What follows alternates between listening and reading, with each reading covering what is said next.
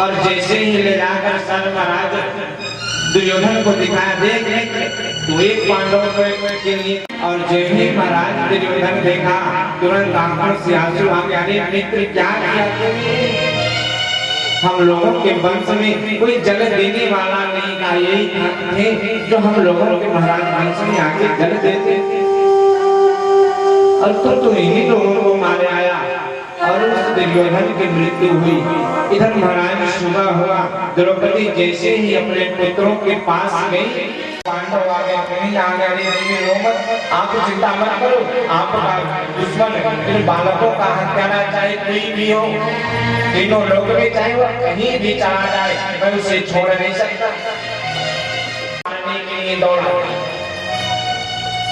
अश्वत्थामा भागने लगा और भागते देखा कि अब पकड़ा जाऊंगा, कट जाऊंगा, तो ब्रह्मास्त्र चलाया त्वमेव दह्यमानानां पवर्गो संस्कृते। हे कृष्ण हे कन्हैया, यह जो ब्रह्मास्त्र है इसकी अग्नि में इसका ताप हमें जला देगी, मेरी रक्षा करो। भगवान कहे सुनो, शास्त्र कहता है कि महाराज कांटे को निकालने के लिए कांटे का प्रयोग करना चाहिए। और उसके आगे शास्त्र कहता है कि विषम औषधि, विषम विष का औषधि जो होता है ना वह विष ही होता है। इसलिए वह ब्रह्मास्त्र चलाया, तो आप भी ब्रह्मास्त्र का प्रयोग करें।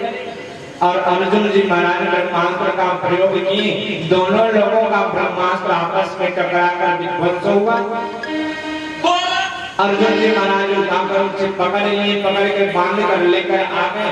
शुंभ देखो ये मैं इस दुष्ट को पकड़ के आया हूँ आपके सम्मुख, आप जिस प्रकार का सजा बोलो उस प्रकार की सजा इसे दिया जाए। आप कहो तो इसे जलते हुए अग्नि में डाल दिया जाए, आप कहो तो इसे छोटे छोटे काट दिया जाए।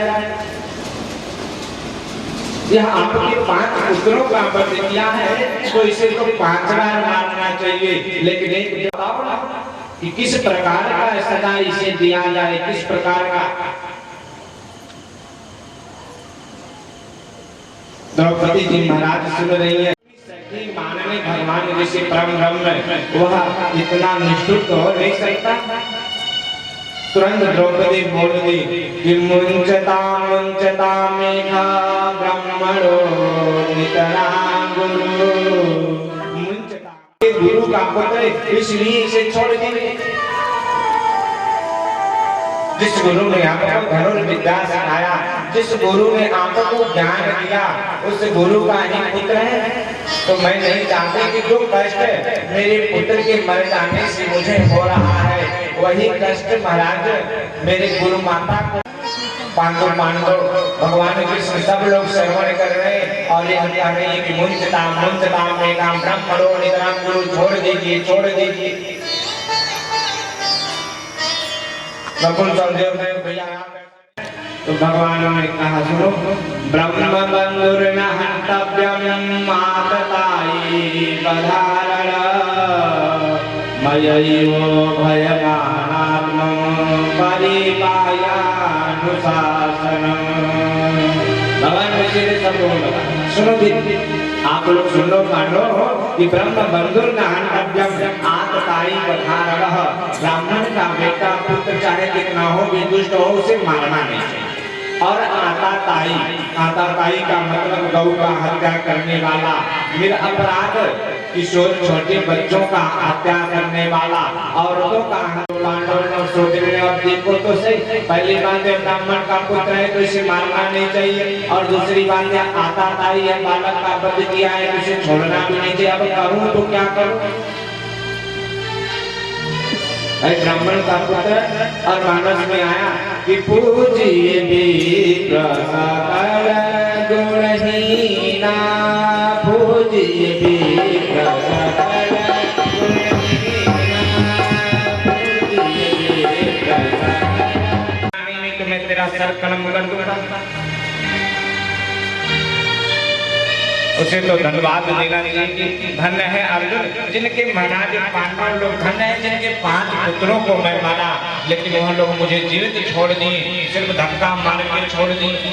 सोचना चाहिए लेकिन नहीं, मन में विचार करने लगा, सोचने लगा कि इसके कुल खानदान में, पांडवों के वंश में कोई दीपक जलाने वाला नहीं छोड़ूंगा। अभिमन्यु के धर्म पत्नी है, नाम है उत्तरा, नाम है उत्तरा। उत्तरा के गर्भ में एक बालक पल रहा।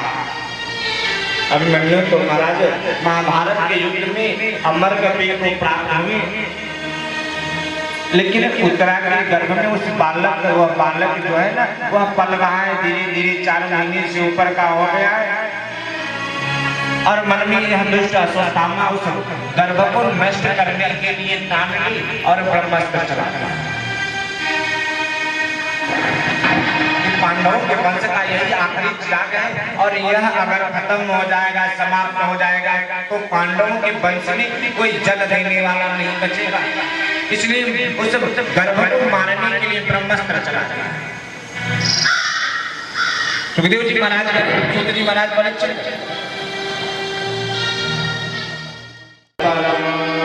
आकर चरणों में लेट गई उत्तरा भगवान के और निवेदन करने लगी कि हे गोविंद, हे कन्हैया, मेरे इस गर्भ की रक्षा कर। मैं रहूं या ना रहूं, लेकिन इस पांडवों के कुल का चिराग जो मेरे गर्भ में पल रहा है, इस नवजात शिशु का, इस गर्भ का आप रक्षा कर। भगवान सर पे हाथ फेरे, देवी आप चिंता मत करोगे, मेरे नाम का कीर्तन करो। मेरे नाम का कीर्तन जो है वह समस्त दुखों को दूर कर देते हैं। लेकिन नहीं महाराज, दुनिया वाले तो दुनिया में उलझे रहते हैं। लेकिन कहा यानी उलझ मत दिल बहारों में, बहार जो है ना, हरियाली दिख रहा है चारों तरफ। इन हरियाली को देखकर अगर इनमें खो गए तो समझ लीजिए बस जैसे नदी में व्यक्ति डूब जाता है तो कभी ऊपर आता है, कभी डूबता है, लेकिन बाहर नहीं निकलता, उसी में डूबता तैरता है। उसी तरह से हम भी लोग मत दिल बहारों में, बहारों का भरोसा क्या, उलझ मत दिल बहारों में, बहारों का भरोसा क्या, उलझ मत दिल बहारों में, बहारों का भरोसा क्या, उलझ मत दिल बहारों में, बहारों का भरोसा क्या। सारे छूट जाते हैं, सहारों का भरोसा क्या, सारे छूट जाते हैं, सहारों का भरोसा क्या, सारे छूट जाते हैं, सहारों का भरोसा क्या, उलझ मत दिल बहारों में, बहारों का भरोसा क्या।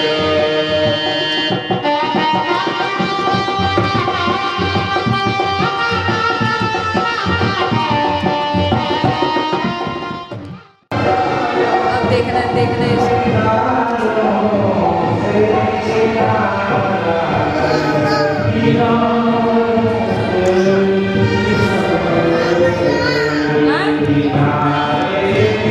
बंद कर दो प्लीज, बंद कर दो इसको, वीडियो नहीं बनाओ।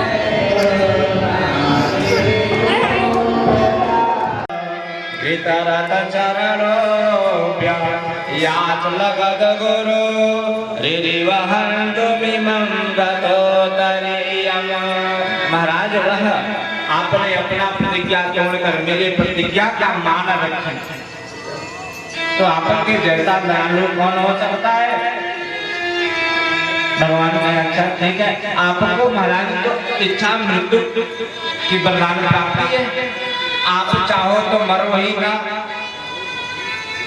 तो क्यों कष्ट भोग रहे हो झूठ में। आप कहो तो आपको मैं अमल कर दूं। विष्णु पितामह जी कहे नहीं कन्हैया, ऐसा सुंदर समय नहीं मिलेगा। शास्त्र कहता है महाराज, समस्त ग्रंथ पुराण इतिहास शास्त्र जो है ना, यह महाराज जीवन जीने की कला सिखाती है, लेकिन भागवत भगवान जो है ना, यह मरने की कला सिखाती है कि हमें किस तरह से मरना चाहिए। और वही सत्य है। जीवन को जिस किसी तरह से व्यतीत हो जाएगा, लेकिन महाराज हम सुंदर तरीके से अगर मर नहीं पाए, बहुत लोग होते हैं 2-2 महीना 6-6 महीना बिजली काट के मरते हैं, उस तरह से मरने से अच्छा भाई जन्म ही न मिले। भगवान कहे कि आप चाहो तो अमर हो जाओ, बोले कि नहीं, ऐसा सुंदर मृत्यु नहीं मिलेगा, इतना सुंदर मृत्यु आप करने लगे। भगवान बोले कि सुनो, रुदन नहीं करते, रोते नहीं। किसी धर्मात्मा के मर जाने पर रुदन नहीं करते, क्या करते महाराज? तो कह रहे कि सुनो, कोई धर्मात्मा व्यक्ति मर जाए तो मेरे नाम का जप कर।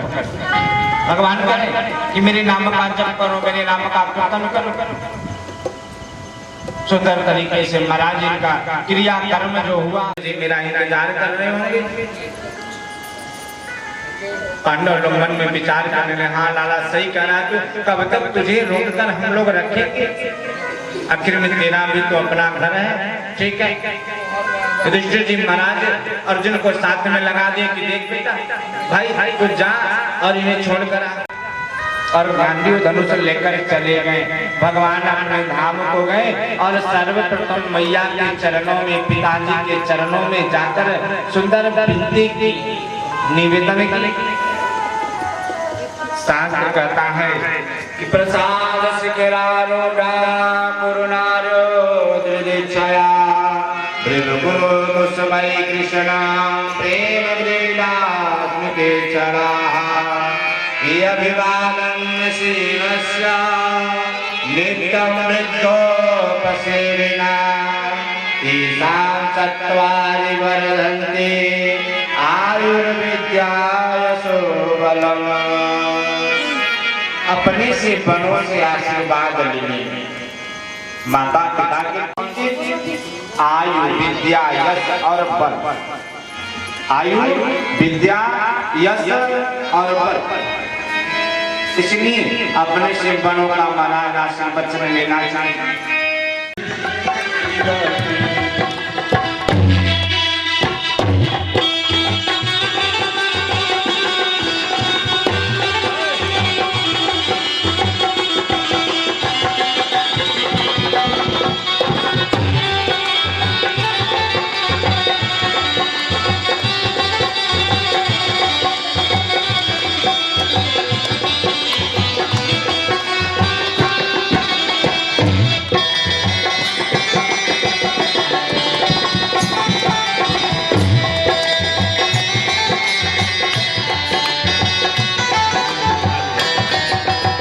सभी लोग दिखाते रहिए आरती, सभी लोगों को दिखाते, घर के लोगों को भी आ जाना चाहिए। कृष्ण तुम मथुरा जननी हो, कृष्ण तुम मथुरा जननी हो, नंदघर मंगलाचार कियो, नंदघर मंगलाचार कियो। कृष्ण तुम मथुरा जननी हो, कृष्ण तुम मथुरा जननी हो, नंदघर मंगलाचार कियो, नंदघर मंगलाचार कियो। यशोदा चलैया की आरती, कृष्ण कन्हैया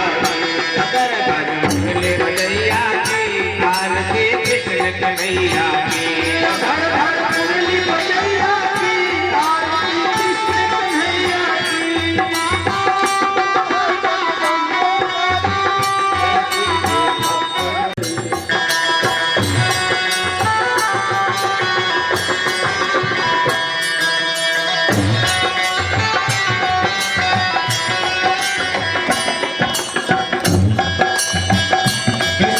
यशोदा की छैया, कृष्ण तुम यशोदा की छैया, श्याम बलदाओगे भैया, श्याम बलदाओगे भैया, कृष्ण तुम यशोदा की छैया। श्याम बलदाऊंगी मैया राम बलदाऊंगी कि बन बन रेणु चरैया की आरती कृष्ण कन्हैया बन बन रेणु चरैया की आरती कृष्ण कन्हैया अतर धन मुरली बजैया की आरती कृष्ण कन्हैया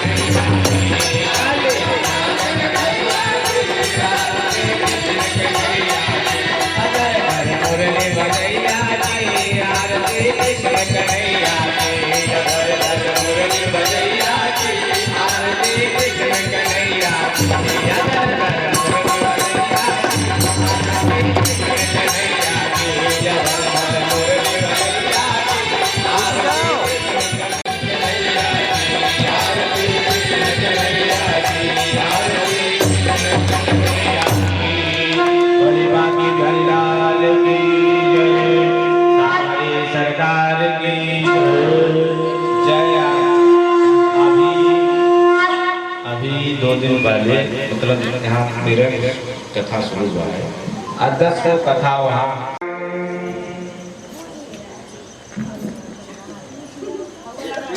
हाँ ना हाँ एक मिनट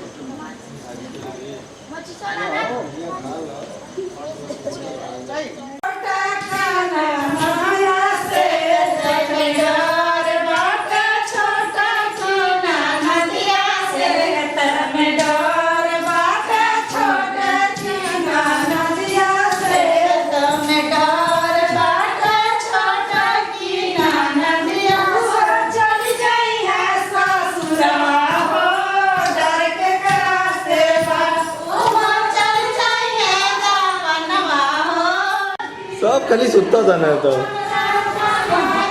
जगा रास्ता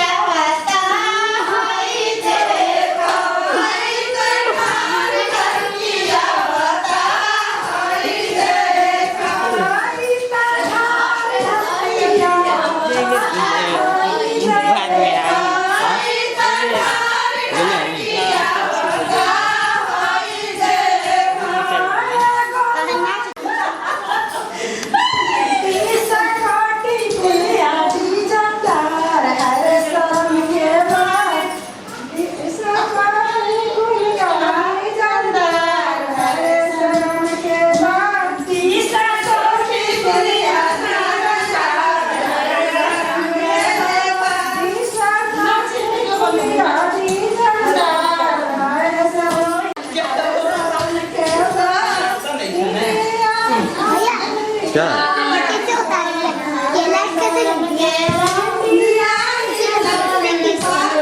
छोड़ बदमाश नहीं लिखी वो मत।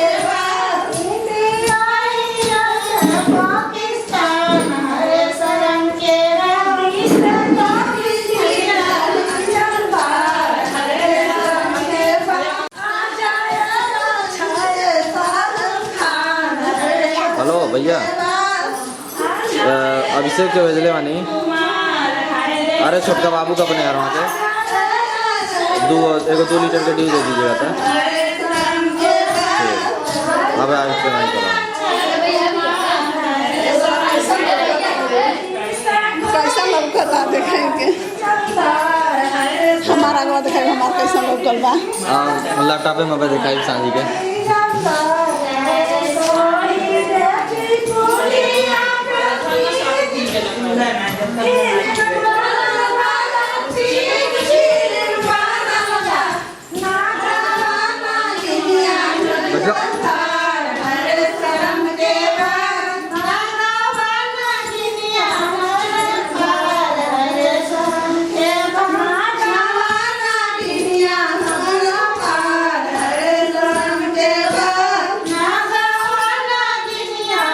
दीदी की सड़िया बहुत अच्छा लगती है इसमें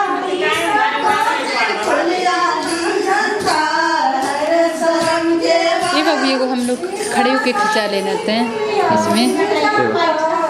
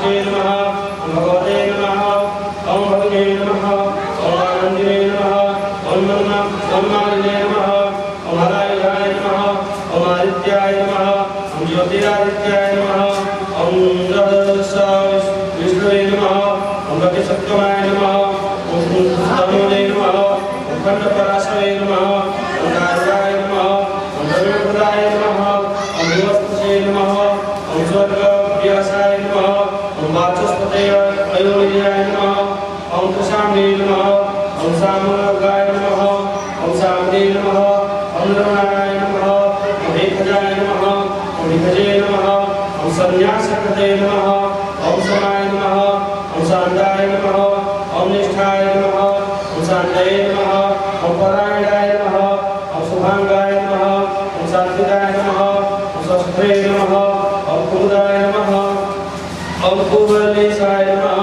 ओम गोहिताय नमः ओम गोपतये नमः ओम गोपुत्रे नमः ओम भाक्षाय नमः ओम ऋतुप्रियाय नमः ओम मंदिरवर्तिने नमः ओम नटात्मने नमः ओम संक्षेत्रे नमः ओम क्षेत्रपते नमः ओम शिवाय नमः ओम श्रीवत्सोक्षे नमः ओम श्रीवासाय नमः ओम श्रीपते नमः ओम श्रीमतांबराय नमः ओम श्रीराय नमः ओम श्रीशाय नमः ओम श्रीनिवासाय नमः ओम श्रीनिधये नमः ओम श्रीविभावनाय नमः ओम श्रीधराय नमः ओम श्रीकराय नमः ओम श्रेयसे नमः ओम श्रीमते नमः ओम लोकस्या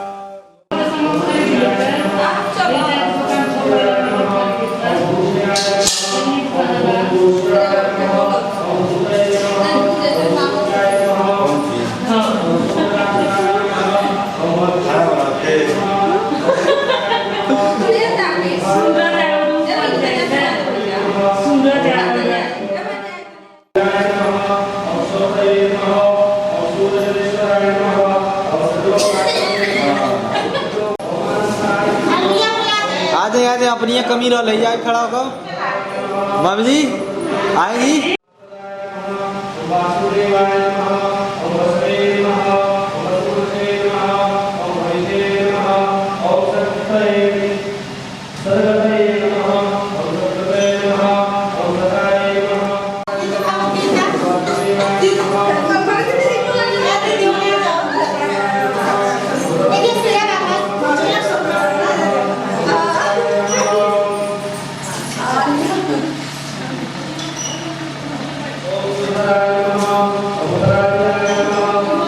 सब्जी काटे तो मतलब वीडियो कॉल और जब खाना बनाओ तो कर बनते नहीं के खाए सब मौसी तार प्लेटवा हो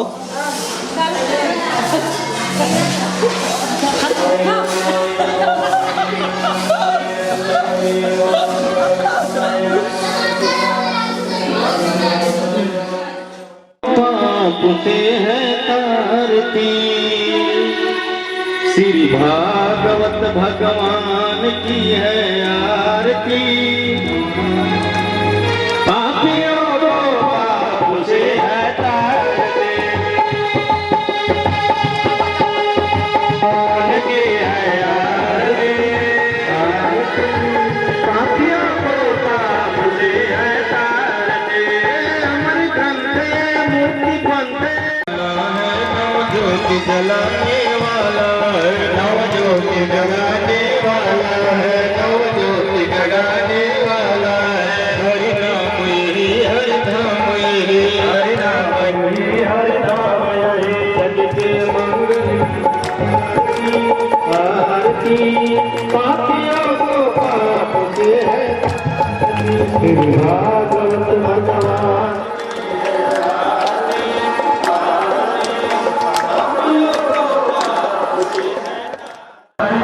बनाने वाला है